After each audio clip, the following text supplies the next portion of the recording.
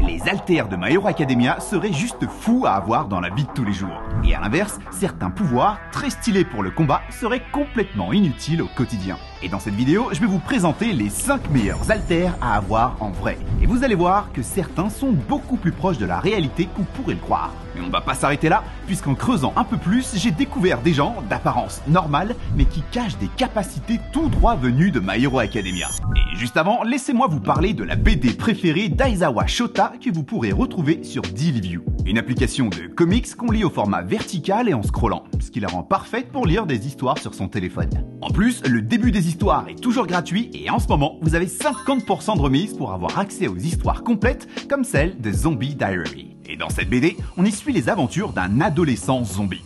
Alors ok, c'est pas très commun, mais apparemment, il kiffe sa vie. Mis à part les militaires qui font des descentes toutes les nuits, il sait qu'il n'a qu'à attendre le lever du jour pour profiter tranquillement de ses journées. Du moins, jusqu'au moment où il se fait poursuivre en pleine journée par un mec armé qui clairement veut sa peau, puisqu'il se met à le poursuivre dans toute la ville. Heureusement, il finit par avoir une idée de génie, faire comprendre à son poursuivant qu'il est encore humain. Mais l'inévitable finit par se produire. Il se fait attraper et ce mec s'en fiche complètement qu'il soit encore humain. Alors qu'il était sur le point de se faire tuer, un inconnu surgit de nulle part à moto et avant même qu'il ne comprenne ce qui vient de se passer, l'inconnu lui crie de s'enfuir avec lui, ce qu'il parvient à faire au dernier moment. Qui est cet inconnu à moto? Comment cet ado s'est transformé en zombie? Et pourquoi est-ce qu'il est le seul à être à moitié humain? C'est ce que je vous invite à découvrir en téléchargeant l'histoire sur Dailyview grâce au lien que je vous ai mis en description, ou bien en allant directement sur Google Play ou sur l'Apple Store. Et si vous êtes créateur et que vous aimeriez voir votre histoire publiée sur la plateforme, c'est aussi possible en postulant directement sur Dailyview. Un grand merci à eux d'avoir sponsorisé cette vidéo. C'est parti. Ok, on commence avec l'alter Black Mist, la création de portails. Cet alter lui permet de créer et de manipuler des portails qui peuvent transporter des objets ou même des personnes d'un endroit à un autre. Ce qui en ferait le moyen de déplacement ultime avec une téléportation quasi instantanée entre deux endroits. Bon, par contre, pour pouvoir l'utiliser, il doit d'abord très bien connaître les lieux vers lesquels il crée des portails. Imaginez vous téléporter dans la zone 51 pour au final atterrir dans un champ d'essai militaire, ce serait dommage. Et si vous pensiez utiliser cet alter pour voyager à l'autre côté de la planète, ben ce sera sûrement pas pour cette fois, puisque les distances n'ont pas été précisées dans l'animé, mais il semble y avoir une limite sur la distance entre deux portails. Mais n'empêche que la téléportation serait l'un des alters les plus utiles et qui changerait la face du monde dans lequel on vit. Pour passer d'un endroit à un autre, les ports d'entrée deviendraient des portails où l'on n'aurait qu'à taper le code de notre destination et y entrer pour s'y retrouver directement. Et parce que les transports n'auraient plus de raison d'exister, les routes disparaîtraient complètement et la nature reprendrait le dessus. Ce qui serait une bonne nouvelle pour les secours qui ne risquent plus d'être bloqués dans les embouteillages, puisque eux aussi pourraient se déplacer instantanément, ce qui permettrait de sauver bien plus de vies qu'on ne peut le faire aujourd'hui. Les possibilités de cet alter en vrai sont infinies, ce qui en fait un des meilleurs à avoir en vrai. Et le pire dans tout ça, c'est que la téléportation, ça existe déjà. Pardon? C'est en tout cas ce que des chercheurs ont découvert grâce à ce qu'on appelle l'intrication quantique. En gros, ils ont prouvé que lorsqu'on synchronise deux particules et qu'on place une information dans l'une des deux, elle pourra être envoyée instantanément à l'autre particule dès que la première sera modifiée. Et contrairement à l'alter de Black Mist, ici, il n'y a absolument pas de limite de distance, puisque le résultat est le même que ces particules se situent dans la même pièce ou de l'autre côté de la galaxie. Bon, cette technologie ne sera sans doute utilisée qu'en informatique pour envoyer des messages sécurisés par exemple. Mais se dire qu'on vit dans un monde où la téléportation existe vraiment, moi je trouve ça stylé. La perméation. Avec son alter de perméation, Mirio Togata devient intangible et peut donc passer à travers n'importe quelle matière comme un fantôme. Bon, là je n'ai même pas besoin d'expliquer pourquoi cet alter serait stylé à avoir dans la réalité. Non, sérieusement, juste le fait de traverser les murs sans problème donne envie de l'avoir. Mais ce n'est pas tout, puisqu'à l'instant où Mirio désactive son alter, il se retrouve projeté dans les airs, ce qui ferait un excellent moyen de transport et peut-être même encore plus stylé que le simple fait de voler. Bon, par contre, c'est entre de mauvaises mains que cet alter serait le plus utile, puisque oui, ce serait le pouvoir ultime des braqueurs et cambrioleurs. Et essayer de les arrêter ou même de leur tirer dessus ne changerait absolument rien. Et même dans le pire des cas où ils se laisseraient attraper et enfermer, ils pourraient quand même sortir de prison dans le plus grand des calmes. Et franchement, quand on y pense, on se demande comment ils ont réussi à donner cet alter à un gentil dans l'animé. Et aussi bizarre que ça puisse paraître, dans notre monde, passer à travers des murs est bien possible. Pour y arriver, il suffit juste d'avoir beaucoup de chance. Beaucoup de chance. Genre une chance sur 100 milliards. Et plutôt que d'essayer de se représenter ce chiffre, sachez que ça s'appelle l'effet tunnel et que c'est utilisé sur des toutes petites particules qui arrivent à traverser la matière alors qu'elles ne le devraient pas. Bon, pour qu'un corps puisse passer à travers un mur, il faudrait que l'effet tunnel se fasse sur chacune des particules qui composent notre corps. Et si le monde ne grouille pas de Myriotogata, c'est tout simplement parce que les chances pour qu'une telle chose arrive sont très faibles. L'altère d'Oshako Uraraka s'appelle Zero Gravity. Et comme son nom l'indique, ça lui permet d'annuler les effets de la gravité sur des objets ou même des personnes par le simple fait de les toucher du doigt. Ce qui les fera flotter dans les airs comme s'ils étaient dans l'espace. La masse qu'elle est capable de soulever n'est pas infinie, mais elle est capable quand même de soulever plusieurs tonnes de poids dans les airs sans aucun effort. Dans la réalité, c'est évident qu'annuler le poids de n'importe quel objet serait super pratique, et ça ferait de vous techniquement la personne la plus forte du monde. Mais vu que son haltère marche aussi sur elle, avec un peu d'imagination, ça veut dire qu'on pourrait aussi l'utiliser pour se déplacer. En utilisant l'inertie de ses mouvements, comme dans un saut, elle n'aurait qu'à annuler la gravité au même moment pour continuer dans la même direction. Pour descendre,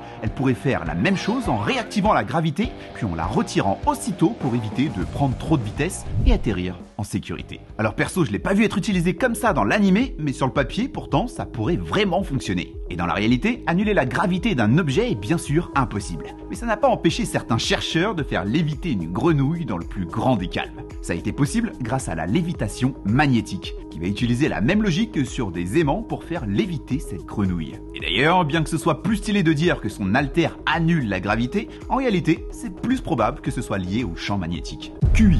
L'haltère QI permet à son utilisateur, après avoir consommé du thé, de multiplier son quotient intellectuel et de devenir, l'espace d'un moment, un super génie. Avec une telle intelligence, aucune arme ne peut rivaliser, puisque son utilisateur, tant qu'il a un peu de temps, pourra élaborer des plans hyper complexes et battre ses adversaires sans souci. Comme on dit, le savoir est une arme et cet haltère est sans doute l'une des plus redoutables de My Hero Academia. Bon, dans la réalité, s'il suffisait de boire du thé pour activer un tel pouvoir, l'Inde serait sans doute l'une des plus grandes puissances mondiales. Malheureusement, ce n'est pas aussi simple dans la réalité, mais si une personne avait un tel pouvoir, elle pourrait alors acquérir de nouvelles compétences extrêmement rapidement, serait un trésor pour les armées grâce à ses plans infaillibles, et elle pourrait trouver des solutions aux problèmes les plus complexes de notre monde et répondre aux questions les plus profondes de notre existence, allant de l'origine de l'univers à la théorie du tout. En gros, cette personne serait perçue comme un véritable messie, et à juste titre. Dans la réalité, pour espérer multiplier son quotient intellectuel, il y a peut-être un moyen. Et spoiler alerte, ce n'est pas en prenant du thé, mais plutôt ce qu'on appelle des nootropiques ou des smart drugs. Bon, à la différence de l'haltère QI, l'efficacité de ces drogues intelligentes reste encore à être prouvée. Mais si on en croit certains chercheurs, ces nootropiques auraient la capacité d'améliorer certaines fonctions cérébrales, dont les performances mentales comme l'attention et la concentration. Par contre, il y a un risque d'effets secondaires allant de maux de tête à des hallucinations. Et d'ailleurs, pour l'instant, on ne sait pas trop si ces compléments servent plus à remplir les poches des industries pharmaceutiques ou à vraiment aider les gens à utiliser leur plein potentiel. Donc un conseil, ne comptez pas sur ça pour réussir dans vos prochains examens. Création. L'haltère de Momo, appelée Création, lui permet de créer n'importe quel objet à partir de son corps. Tant qu'elle comprend la structure moléculaire de l'objet, elle peut créer n'importe quoi. Et c'est sûrement l'haltère qui serait le plus utile dans la vie quotidienne, à un tel point qu'il en deviendrait tout simplement cheaté. La seule contrainte est de connaître la structure moléculaire de ce qui lui fait envie et elle pourra l'avoir. Ce qui est vrai, c'est pas toujours évident, à moins d'être très doué en physique et en chimie. Et si un jour vous avez la chance d'avoir ce pouvoir et que vous êtes aussi un flemmard, alors vous n'aurez qu'à étudier la structure moléculaire des matières les plus précieuses de notre monde pour créer le plus grand trésor au monde qui vous placera sans doute au rang de la personne la plus puissante dans un monde où l'argent est maître absolu. Dans la réalité, créer n'importe quel objet à partir de son corps, inutile de vous dire que ce n'est pas possible. Quant à créer de l'or à partir d'une matière moins noble, les alchimistes en ont déjà rêvé, mais on sait aujourd'hui que c'est impossible. Mais si jamais on veut faire le forceur et trouver quelque chose qui se rapproche le plus de ce pouvoir, alors investissez dans une bonne imprimante 3D et sur le papier, vous aussi, vous aurez l'haltère de création. Bon, tout sera fait de la même matière, mais c'est déjà pas mal. Avant de continuer la vidéo, j'aimerais vous proposer très rapidement un petit jeu pour vous permettre de choisir la prochaine vidéo. Si vous voulez un deuxième épisode sur les meilleurs haltères à avoir dans la réalité, alors écrivez meilleur en commentaire. Et si vous préférez que je fasse un épisode sur les pires haltères à avoir dans la réalité, alors mettez pire. Si on atteint les 2000 likes dans les prochaines 24 heures, alors je ferai un épisode sur celui qui aura eu le plus de commentaires. Donc explosez le pouce bleu dès maintenant, en plus c'est un très bon moyen de soutenir la chaîne.